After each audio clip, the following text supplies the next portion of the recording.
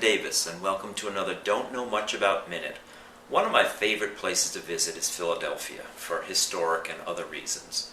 You know all the names and places: Ben Franklin, the Declaration of Independence, the signing of the Constitution, the Liberty Bell.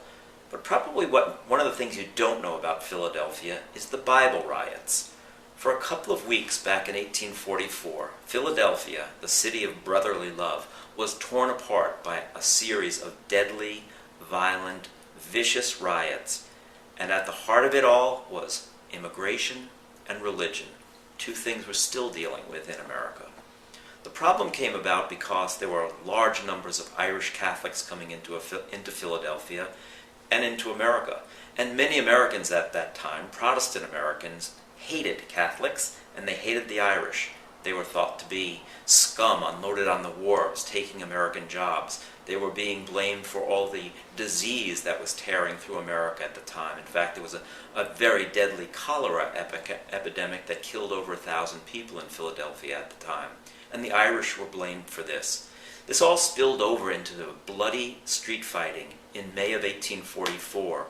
The Catholic Bishop of Philadelphia had asked that children not be forced to read the King James Version, but instead read a more Catholic-friendly version of the Bible. Somehow that got turned into the bishop being said to be taking the Bible out of schools, and this actually boiled over into violence. More than 30 people died in these so-called Bible riots. Hundreds of Irish Catholic homes were burned to the ground.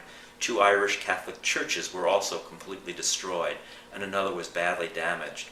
When it was all over, a grand jury blamed the violence on the Irish because they had been trying to take the Bibles out of the public schools, which was of course a lie. The story of the Philadelphia Bible Riots is one of those tales that's fallen into that black hole we call American history, the hidden history that our textbooks leave out. And that's why I've included it in my new book, A Nation Rising.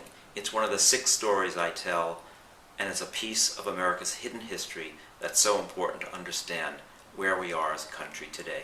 Thanks a lot.